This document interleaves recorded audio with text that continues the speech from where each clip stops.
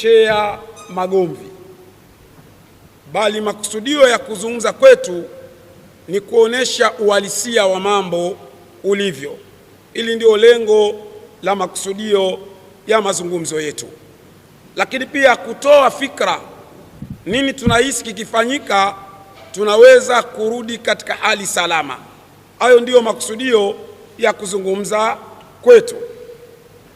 Mengi wenzangu wamezungumza, lakini katika mijadala mingi iliyokuwa ikiendelea kabla hata ya kufikia tarehe ya uchaguzi, ilikuwa ni viongozi wa dini, hususani dini mbili, kuonesha kwamba jamii yao wanaigawa kwa utaratibu upi. Kwa mfano, kuna viongozi wa dini wengine walikuwa wakijielekeza kwa Mungu atujalie tuwe na amani katika taifa letu. Wakawa wanatokea wengine wao wanasema hapana, haiwezekani amani bila haki. Sasa kuna swala moja la kuelewa. Mimi naamini kama haiwezekani amani bila haki, basi na hakika mpaka hivi ninavyozungumza, toka miaka mingi ya nyuma Tanzania kusingekuwa na hiyo inayoitwa kwamba ni kisiwa cha amani, isingekuwepo. Kwa nini nasema isingekuwepo? Maana yake haki kwenye jamii ya Watanzania, kuna jamii imepewa haki zaidi na kuna jamii imenyimwa haki zaidi. Kwa tafsiri hiyo, maana yake kama haki ndio ingekuwa msingi wa amani, basi Tanzania isingeitwa kisiwa cha amani, isingeitwa. Kwa nini nasema hivi?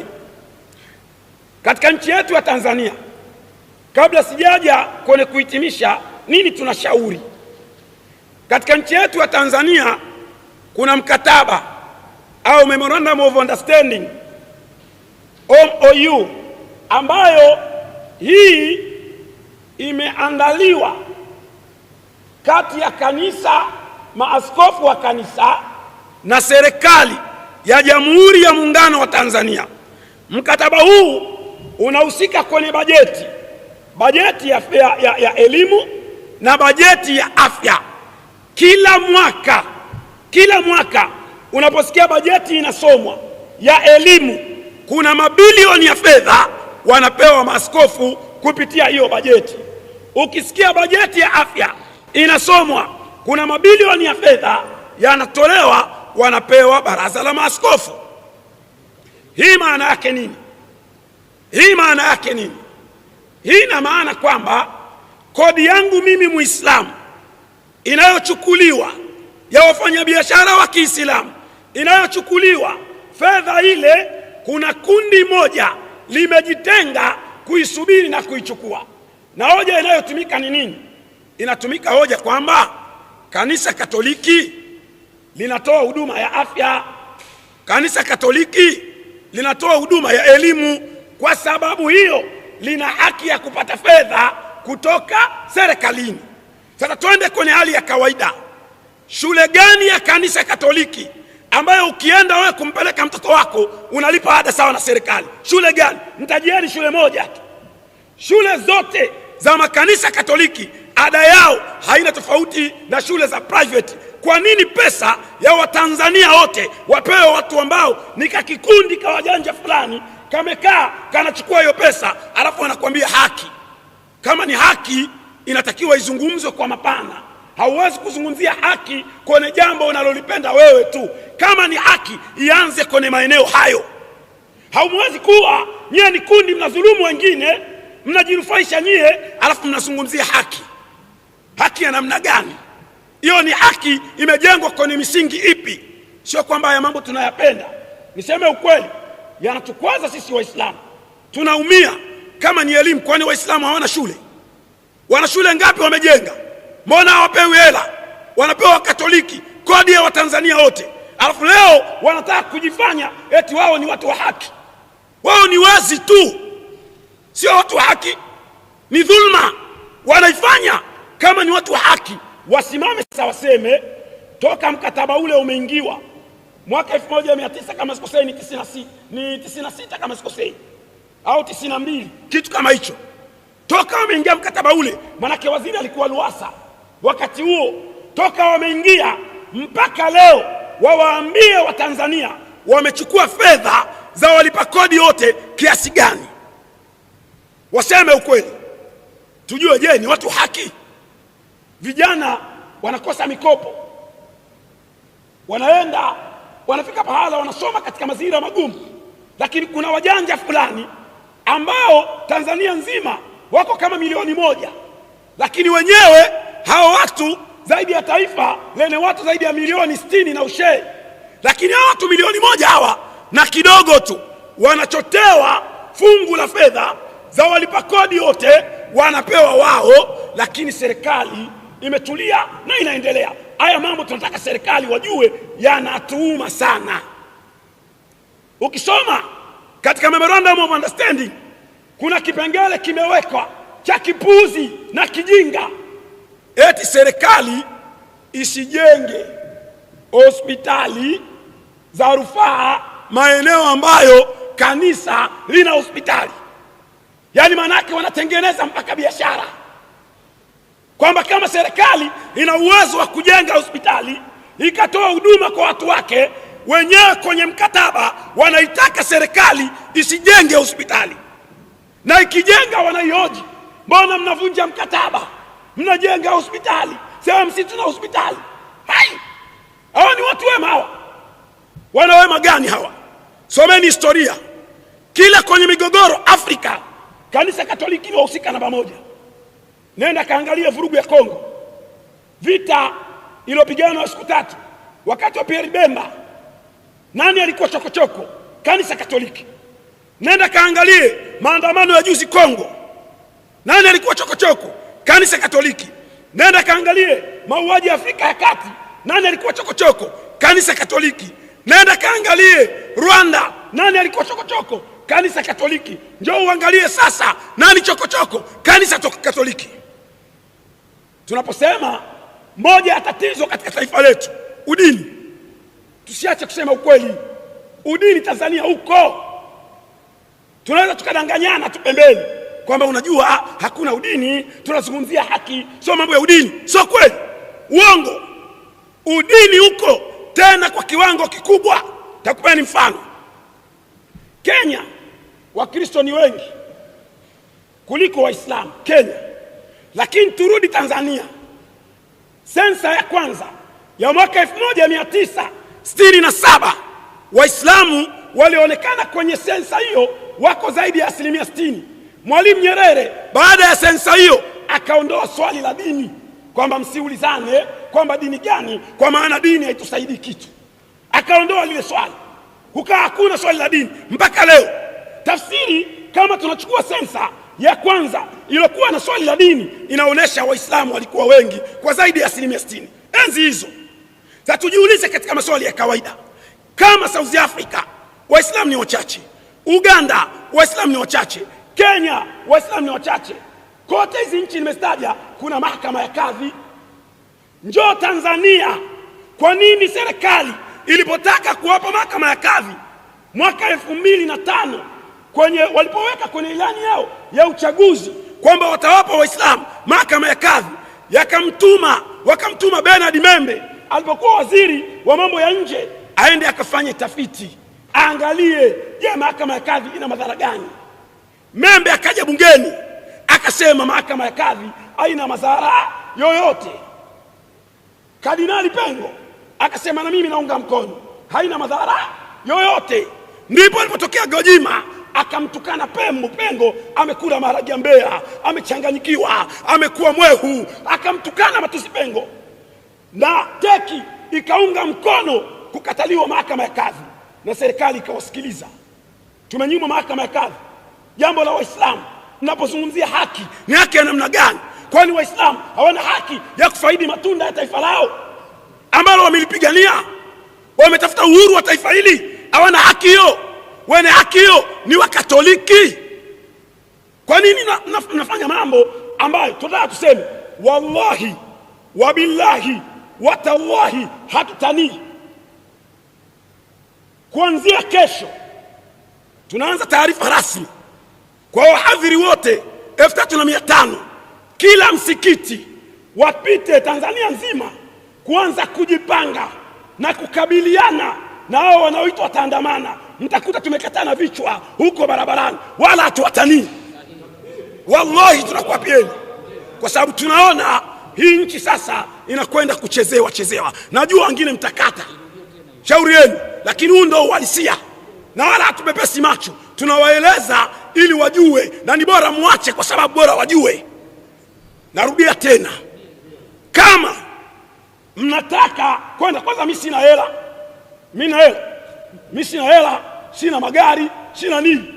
Nyie huko Makatoliki ndio mna mashule, mmejenga nchi nzima, mmeeneza nyie vyuo vikuu. Sasa mwageni mboga afu muone.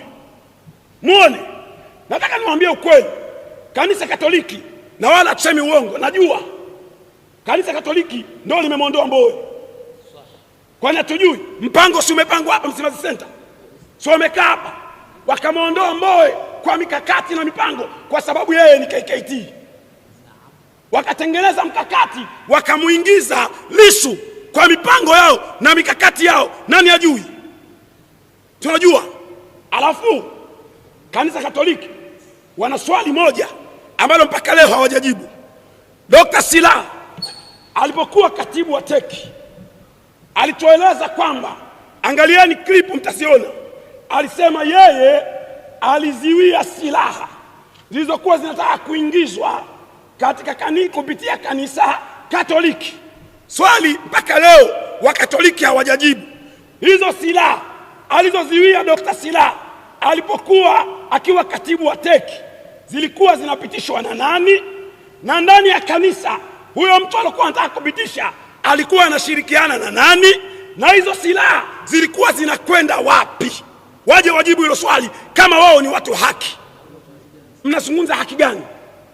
Haki gani?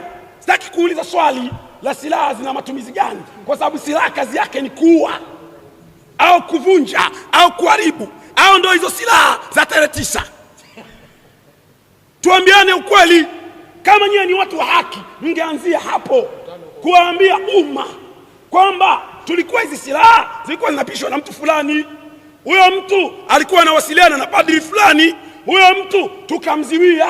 Bwana mtaji, tunajua moja ya chokochoko ni bandari, tunaelewa everything, kila kitu tunajua mambo ambayo wizi unaofanyika pale bandari unaobarikiwa na kanisa Katoliki tunajua, sio kwamba tujui. Msifikiria hao Waislamu wa leo ni wale wa miaka ile. Sasa hivi sisi ni educated, tumeenda shule, tumesoma, tena sio sehemu moja, tumesoma dini, tumesoma sekula. Kama mnadhani sisi ni wajinga, basi mmepoteza maboya. Sisi sio wajinga, tunaelewa, na kwa kuwa tunaelewa, msitumie hoja kwa ajili ya malengo yenu. Unajua Wakatoliki wanajifanya wana akili sana, wanataka kutumia mgogoro huu uliotokea wa tarehe 29 kwenye uchaguzi. Lengo na makusudio ni nini? Unajua wanataka kutumia huo mgogoro kwa lengo la kutimiza lengo lao lililoko nyuma ya pazia. Tunaelewa hilo, hatusemi kwamba ni haki watu kufa, hapana. Kila mtu ana haki ya kuishi na uhai wake unahitaji kuthaminiwa, kila mtu. Lakini tunapaswa kujiuliza, mwanzo wa tatizo ni wapi? Tunajadili tatizo bila kuangalia chanzo. Chanzo ni haya matamko ya kuhamasisha watu, ndio chanzo. Haya matamko yanapo, kwa mfano leo nasema, tafsiri yake ni nini? Wahadhiri wanatusikiliza, sisi ndio viongozi wao. Kigoma jana wameandaa taratibu za kuandaa kikao kwa taarifa zote, maana yake mikoa yote tumepeleka taarifa wafanye vikao, na tumewapa agenda na nini cha kusimamia. Maana yake nini? Kama sisi viongozi wao tunaweza kufanya na watu wajue, wahadhiri sisi hatujawahi kupoa. Sasa mimi siogopi si jela si nini, mimi nishakamatwa kwenye mihadhara hii zaidi ya mara 22. Hao wenzangu pia usiseme, kwa hiyo hakuna mtu anaogopa. Kwa hiyo sisi wengine nimekwambia hatuna hela. Kwa hiyo sisi hata tungekuwa nazo hela sio kitu cha thamani kwetu. Thamani kwetu hiyo haki mnayosema, basi iwe haki kweli, sio uongo. Jambo lingine, Angalieni matukio ya wizi kwenye nchi. IPTL, akaunti ya Tegeta Escrow, katika majina yaliyotajwa kuiba hizo hela, benki iliyoshiriki kuiba hizo hela, benki ya kanisa inaitwa Mkombozi, au mmesahau? Miongoni mwa maaskofu waliotajwa Kilaini, milioni 80 Kalamba, mpaka leo hawajarudisha hela hawa, na wengine wametajwa mpaka leo hela hazijarudi. Hela za wajile jasho waweza kuwa wanalipa kupitia umeme, hela imeenda, kuna wajanja fulani wameenda wamekaa wameipiga hiyo hela. Kama wao ni watu wa haki, watuambie wamechukua hizo fedha za nini. Ukiangalia kuna shirika linaloitwa Sikiliza, walitoa ripoti yao. Katika ripoti yao inasema serikali imepoteza zaidi ya bilioni 670. Shirika la Sikika lile, zaidi ya bilioni 670 wamepoteza. Kwa nini? Kutokana na misamaha ya kodi, zaidi ya bilioni 670. Wanaoongoza kwa misamaha ya kodi kwenye eneo hili ni kanisa Katoliki. Misamaha ya kodi ya magari makubwa makubwa wanaoyatumia haya hawalipi kodi, wanaingiza vifaa vya ujenzi hawalipi kodi. Tukienda hospitali kwao hela nyingi, mashuleni hela nyingi, afu wao wanasimama mbele za watu, sisi ni watu wa haki. Haki gani? Nyie ni haki au nyie mnatengeneza mipango ya kunufaika? Tunasema hivi, this time hatuwezi kuwa silent, hatuwezi kukaa kimya. This time tumejipanga kabisa, na mtaona kama nafikiri masara hao watakaoingia sasa waingie, alafu mtasikia kitakachotokea. Mtasikia wala tutanii. Tumejipanga kweli kweli, kwa sababu tunahitaji nchi kweli iwe na amani, lakini tuheshimiane. Sisi sio kwamba tunaitetea serikali, lakini tunashangaa mbona hii haki haitetewi kwa usawa? Mbona watu hawa, akiwa Muislamu akifanya jambo linaweza kweli ikawa ni baya, kwa sababu mwanadamu akifanya nini hajakamilika, lakini mbona nguvu inayotumika hawaitumii nguvu ya namna hiyo akiwa Mkristo tena Mkatoliki?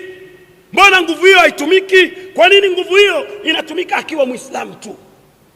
Hii inatupelekea mashaka. Lakini vile vile Chadema tunajiuliza maswali, wameingia mkataba gani na kanisa? Na hii wala sio masara. Sisi kwa mwenendo huu wa Chadema tutaanzisha harakati maalum ya kuipiga vita kwa Waislamu isiungwe mkono, na tunaweza na tuna njia za kuongea na waumini wakatuelewa. Kwa nini? Kwa sababu tunaona wametengeneza bond kati ya Chadema na kanisa Katoliki, kama kuna kamkakati fulani kanatengenezwa baina yao kwa ajili ya maslahi. Sasa mtu yoyote akikupambania lazima kuna namna ya kulipa fadhila. Sasa isije ikawa kuna mikataba ya siri ambayo imefanywa baina ya kanisa Katoliki na Chadema. Inawezekana. Kwa namna hiyo hatuwezi kukubali. Ili taifa ni la kwetu sote. Taifa hili ni la Wakatoliki, Waanglikana, Wasabato, Waislamu wa madhehebu yote, wote kwa ujumla. Ili ni taifa letu. Nini sasa? Kwa kuelekea kumalizia, niseme kuna jambo moja muhimu sana. Kwa kumalizia, watu wanaweza kuuliza mnashauri nini? Cha kwanza, sisi tunaamini kwenye mazungumzo. Mazungumzo yanajadili mambo mengi. Kama tuna shida ya katiba, maana yake kwenye mazungumzo tutajadili. Kama ni tume huru ya uchaguzi, kwenye mazungumzo tutajadili. Kwa hiyo mimi nataka niseme tujadili kwenye mazungumzo. Kwa mazungumzo yawe na nia njema, sio kuna mtu mmoja anaitwa Malisa. Yule Malisa ametangaza kwamba ana kamati yake inaitwa kamati ya maridhiano ya taifa. Sasa tujiulize maswali. Huyu Malisa ndo alikuwa mjumbe katika halmashauri kuu ya CCM. Huyu Malisa ndio mtu wa kwanza kumpinga Mama Samia asiwe nani? Rais. Leo huyu anapataje kibali cha yeye kuwa ndo sehemu ya kutengeneza kamati aliyakuwa hata kabla ya machafuko tulikuwa tunajua lengo lake na nia yake? Alafu kwenye hayo hayo maelezo yake, kamati yenyewe ilivyoundwa ndio kichekesho. Kamati imeorozesha maaskofu na wachungaji, alafu wakamchukua Shehe Ponda wakamdumukiza pale ili angalau watu waseme na Ponda yumo, lakini wachungaji zaidi ya 8, maaskofu wamejaa. Hiyo ni kamati ya kitaifa, kamati ya kanisa. Hamwezi kutengeneza kamati ya kanisa alafu mnasema hii ndio kamati ya kitaifa, alafu tamko lake nini? Lile alikuwa anasema hata kabla ya machafuko, Mama Samia ajiuzuru, asipojiuzuru basi atakiona cha mtema kuni. Sasa tunasema mwaka huu njooni, alafu mtaona nini tunakwenda kufanya. Hamtaamini. Kwani hayo mambo mnayafanyia mbinguni? Si kwenye mitaa yetu hii? Sapoti uwezo wa kuzunguka Tanzania. Tunawashukuru sana, Mungu awalipe. Maana yake tunaanza operation, na katika operation yetu hiyo itakuwa inaenda na vikosi maalum vya kazi. Hatutanii, tunaenda kufanya hiyo kazi. Tuko tayari kwa lolote this time. Kama wanataka amani, tuko tayari kwa amani. Turudi tuangalie changamoto zilizoko. Kama shida ni katiba, tushughulikie swala la katiba, tupate katiba ambayo Watanzania wataridhika nayo. Kama shida ni tume huru ya uchaguzi, tushughulikie tume huru ya uchaguzi ambayo Watanzania wataridhika nayo. Kama kuna makando kando ya hapa na pale, yashughulikiwe kwa nia njema la kuunganisha taifa, sio kwa nia ya kumkomoa mwingine. Kama tunazungumzia adhabu za mauaji kwa watu waliopita, tuanze kwa Mkapa, kwa sababu tunajua viongozi wako hai. Sumaye yuko hai mpaka leo. Tuanze kwa Mkapa. Tuzungumze na nyinyi kwa sababu nyinyi ni kitengo cha kufikisha habari, taarifa katika jamii yetu kwa kupitia media. Leo tumewaita hapa kwa sababu tuko na vitu vya msingi sana ambavyo nataka tuvizungumze, and we are not going to hit around the bush. We are going to hit nail on the head. Nchi yetu ipo kwenye matatizo makubwa sana, na kuna watu ambao wao wapo mstari wa mbele kutaka kulibomoa taifa la Tanzania ambalo limejengwa katika misingi ya amani na utulivu, wakija na hoja ya kusema ya kwamba haki kwanza, amani baadaye. Haya ni maneno ambayo si ya kweli. Maneno haya unaposema haki kwanza, amani baadaye, kwa mtu mwenye akili huwezi kudai haki sehemu ambayo haina amani. Unamdai nani wakati taifa liko katika vita? Unamdai nani wakati taifa lipo kwenye machafuko? Kwa mfano mzuri unaweza ukaangalia baada ya kufanyika vurugu walizoziita ni maandamano, yale hayakuwa maandamano. Let us be clear on this. Yale hayakuwa ni maandamano, yale yalikuwa ni machafuzi na ni mambo ambayo yako wazi na kila mmoja ameyaona.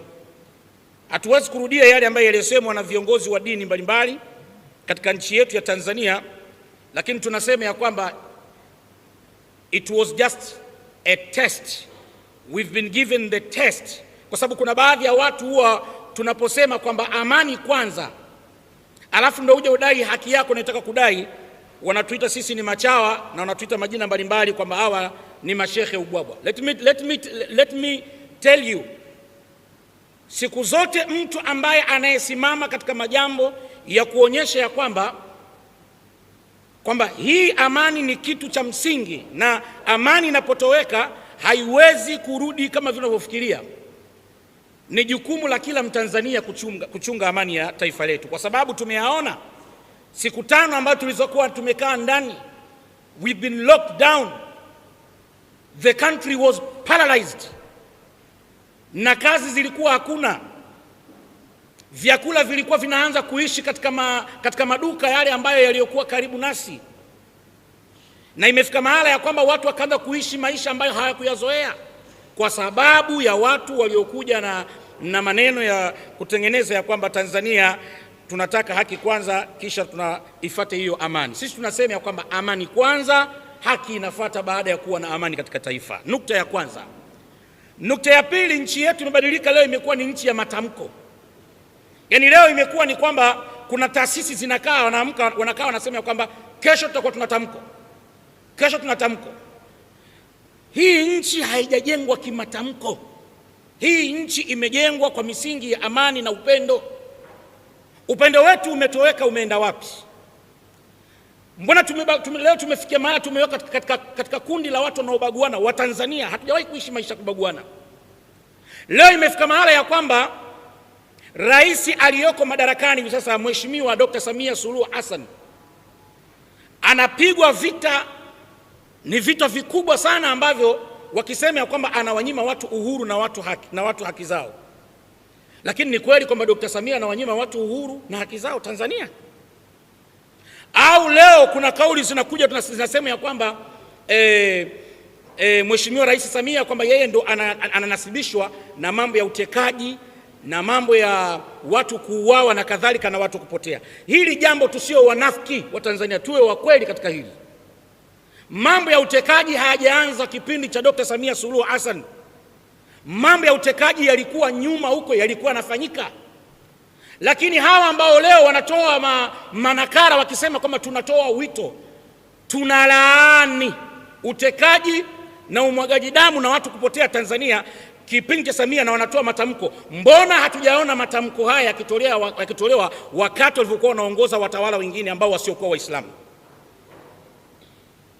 Let me be frank on this, and I cannot be hypocrite on this.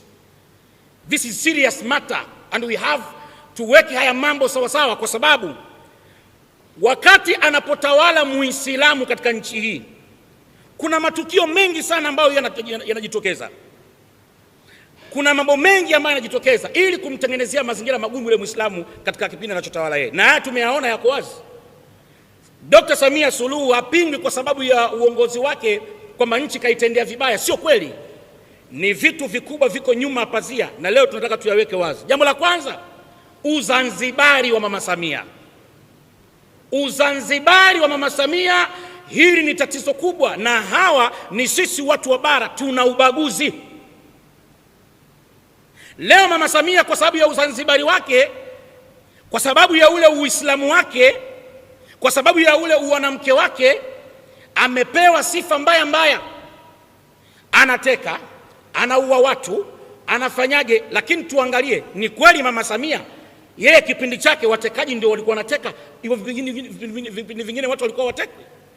Tumeshuhudia hapa kipindi cha mheshimiwa aliyopita nyuma Mama Samia ambaye ni Mheshimiwa John Pombe Magufuli. Yeye kipindi chake, hivi tuseme ukweli wa Tanzania, tuache unafiki katika hili, kulikuwa na kipindi cha utekaji na mauaji kuliko kipindi cha Magufuli. Watu walikuwa wanawekwa kwenye viroba, wanafungwa, wanatupwa kwenye mito ya maji, kwenye bahari. Kibiti watu wameuawa mpaka majumbani. Ilifika mahala ukionekana wewe una ndevu, wanakukamata, unafungwa mikono nyuma, halafu kisha kinachukuliwa matchbox kibiriti, unawashwa zile ndevu zako, ndevu zinawaka. Kilwa waliuawa Waislamu msikitini kabisa. Watu wateki walikuwa wapi kutoa matamko yao ya kutaka kulichonganisha taifa la Tanzania? Watu wateki walikuwa wapi? Kanisa Katoliki, where are you? Mlikuwa wapi kipindi hichi ambacho wameteswa watu, wameuawa Mwembe Chai? Nyinyi mlikuwa wapi? Au mlikaa kimya kwa sababu teki aliyokuwa na tawala kipindi cha Mwembe Chai, kipindi hicho alikuwa ni Benjamin William Mkapa, Mkristo Mkatoliki mwenzenu? Mlikuwa wapi kipindi ambacho Magufuli anaua watu Kibiti na wapi watu wanatupa kwenye viroba kila sehemu? Magufuli ilifika mahala mpaka kawa anapora pesa kwenye mabenki. Watu wamepoteza pesa zao kwenye mabenki. Unakwenda benki unakuta pesa ishaondoka, ukiuliza majibu unaopewa namba, nenda TAKUKURU ukaulize. Mlikuwa wapi na matamko yenu nyinyi maaskofu wa teki? Maaskofu wa teki ni chanzo cha migogoro ndani ya Tanzania, na leo tunasema ya kwamba hatuhitaji wala hatutaki kwamba Kanisa Katoliki lio ndio wapatanishi wa nchi. We don't need you on this. Tunataka watu ambao watakayekuwa neutral, watu ambao hawako bias. Leo kuna waraka ambao umetolewa. Waraka huu unapousoma, ambao ulitolewa na Kanisa Katoliki TEC, waraka huu uko wazi kabisa. Wanasema tunasikitishwa tena sana na hii hali na tunalaani haya mauaji ya kikatili na ya kinyama ya vijana wetu na wengine. Kiukweli huu ni uovu mkubwa na chukizo kwa Mungu wetu. Tusimame kwenye nukta hiyo kwanza. Hebu tuiangalie hiyo nukta. Maana katika kuna vitu ndio vinaitwa semantic. Mtu anaweza akazungumza neno katika lugha fulani, lakini huyu mtu akawa anamaanisha kitu kingine. Speaking with a hidden meaning. Hapa kuna kitu lazima tukiweke sawa. Wanasema ya kwamba ni uovu mkubwa umefanyika. Hebu tujiulize, teki walikuwa wapi kipindi ambacho mataasisi za dini mbalimbali zilikuwa zinatoa kauli? Wanasema ya kwamba amani kwanza, ndugu zetu. Wao hatujawaona teki wakitoa waraka wala wakitoa hiyo barua yao ya kuonyesha ya kwamba wao wanaungana na wenzao kwenye swala la amani. Walikuwa kimya teki.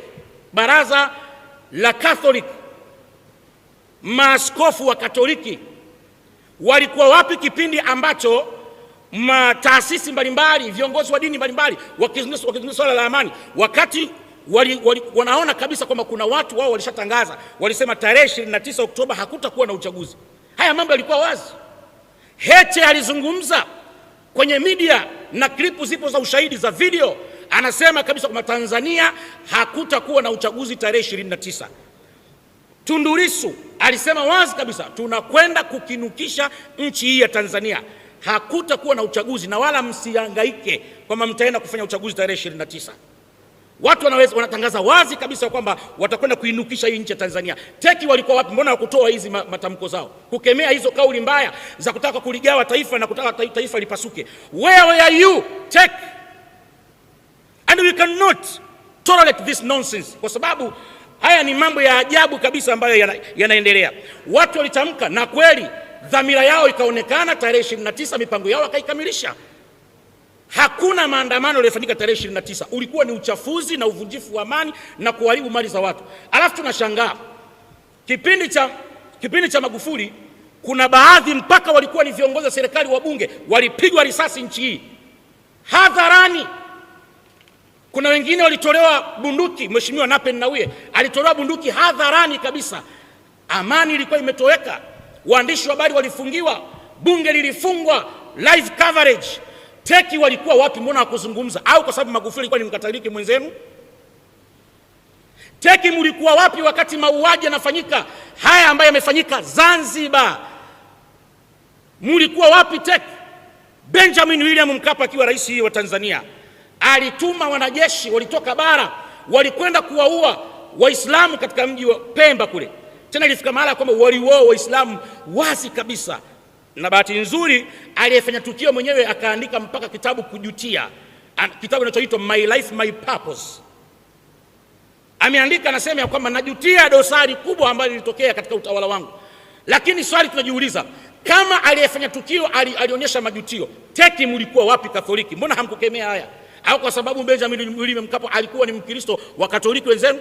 Tunasema hivi, hatuwezi sisi kuentertain Katoliki. Hatuhitaji nyinyi ndio muwe wapatanishi nchi hii, kwa sababu nyie ndio namba 1 wa vurugaji wa amani katika mataifa mbalimbali.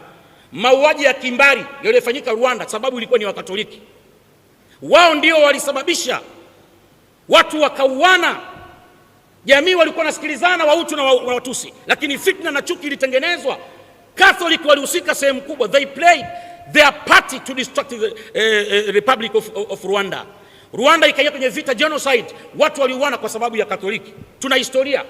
Nchi hii ya Tanzania tuna historia, tusio wanafiki. Hatuhitaji Teki wao ndio wapatanishi. Wao ni maaskofu, wakae kanisani. Ima wachague moja.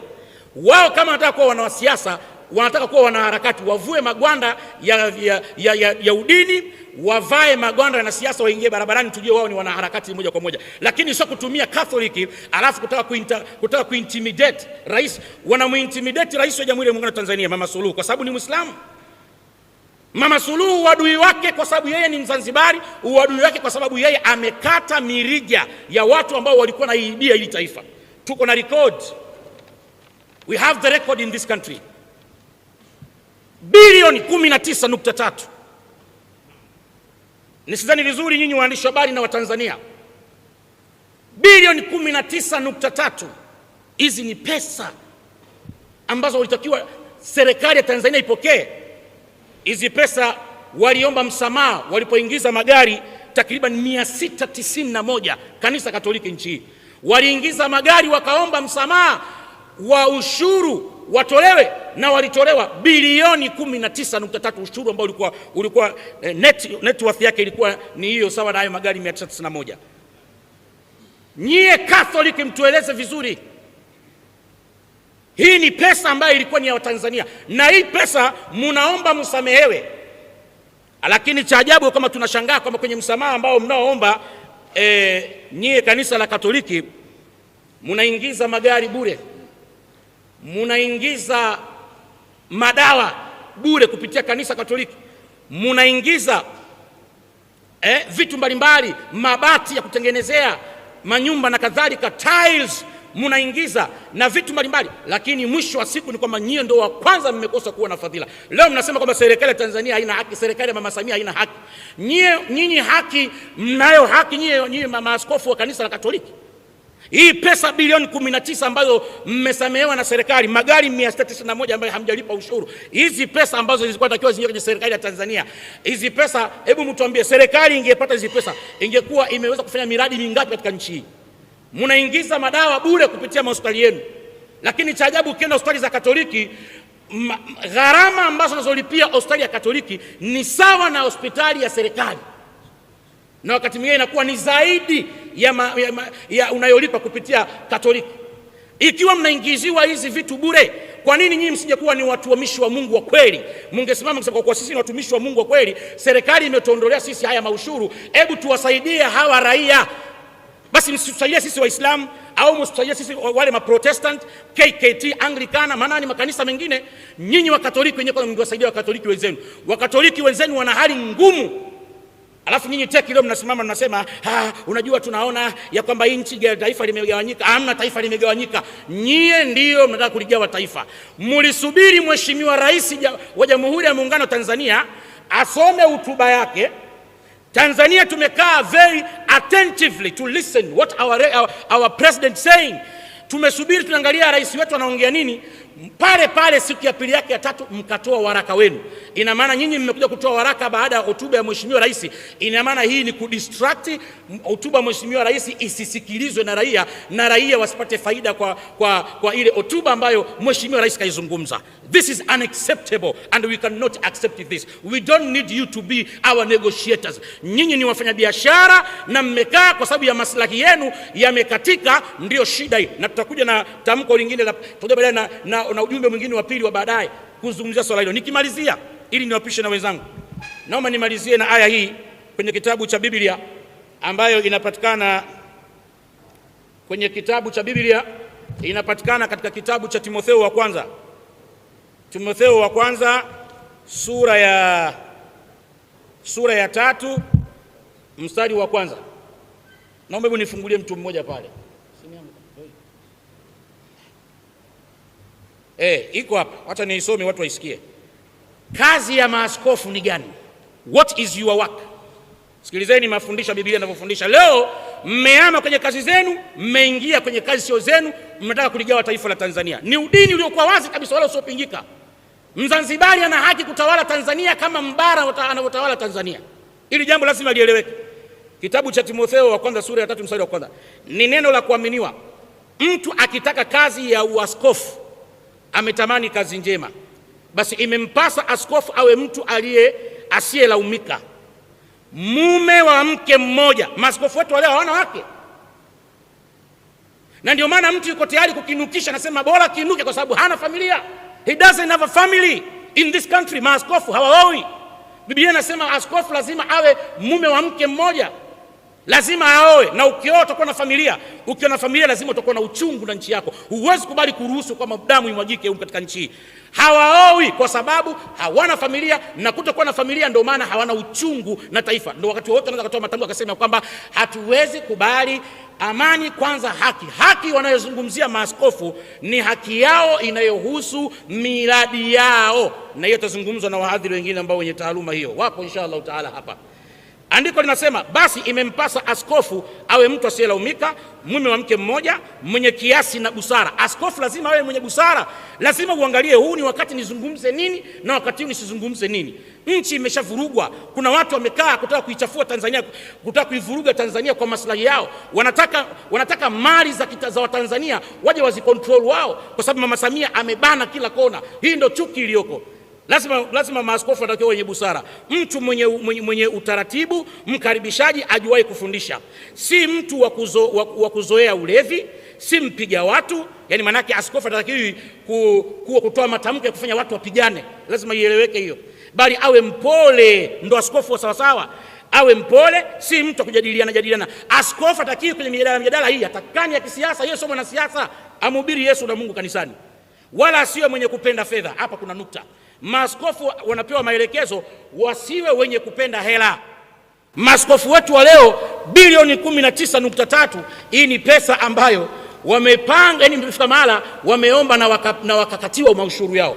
Hii pesa haikusaidia jamii. Hii pesa imekwenda kwa watu binafsi. Hatulaumu kanisa la Katoliki lote.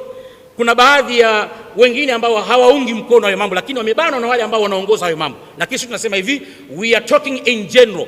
Kanisa la Katoliki tunaomba katika hili swala, hatuhitaji matamko yenu kwa sababu nyinyi ni wachunganishi, na sisi hatuhitaji, kwa sababu mngekuwa wa kweli mungeonyesha mifano kwa marais waliokuwa wa Katoliki wenzenu.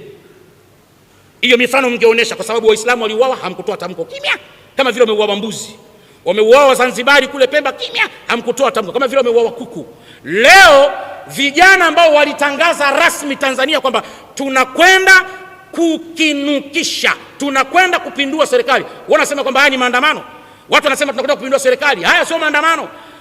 These are criminal issues. Hawa ni watu ambao wanafanya mambo ya criminality, na hatuwezi kuaccept hiyo. Serikali ilifanya majukumu yake ya kuhakikisha kwamba kuleta taarifa katika mazingira ya salama na amani, ni wajibu wao. Askari wasilaumiwe kwenye majukumu yao. Askari wametrain vitu vifuatavyo. Cha kwanza, wao katika training zao wameambiwa kazi yao ni kuwachunga raia na mali zao. Nukta hizo, raia na mali zao. Askari wametoka kama askari walikuwa hakuna siku hiyo, hawakuwepo kabisa maaskari. Watu wameruhusiwa wakafanya uchaguzi, wamefanya uchaguzi wao, wamemaliza. Lakini baadaye askari walikuja kujitokeza baada ya kuona wametokea vijana wanachoma mali za watu. Afu tunashangaa kwamba katika mali ambazo zilikuwa targeted ni mali za Waislamu nchi hii. Abudi kachomewa mabasi. Abudi ni Muislamu. Ina maana Abudi was targeted. Why? Abudi Muislamu. Leo wamechoma mabasi ya Ratco. Ratco ni Muislamu. Why? Awe ni Muislamu. Leo vimechoma vituo vya mafuta, Leki Oil. Mwenye Leki Oil ni brother Ali Awadhi. Yeye amespendi $1 billion mwaka 2006 wakati wa utawala wa Mheshimiwa Jakaya Kikwete kuinvest Leki Oil katika Tanzania, na inaitwa Leki Oil Group. Maana yake haiko peke yake, wako wengi ambao waliojichanga wakatengeneza wakamata biashara yao. Zimechomwa Leki Oil za Muislamu. Alafu leo TEC anakuja kutuambia ya kwamba eti tunataka haki kuchoma mali za Waislamu. We cannot accept it and we don't need you to be our negotiators. Hatuhitaji nyie mwe mediators wala negotiators. Tunataka vitu visimame sawa sawa na taifa libaki kwa amani. Tunaomba ndugu zetu wa Tanzania, vijana wenzetu, msijiingize katika majambo ambayo kwa kuwanufaisha baadhi ya watu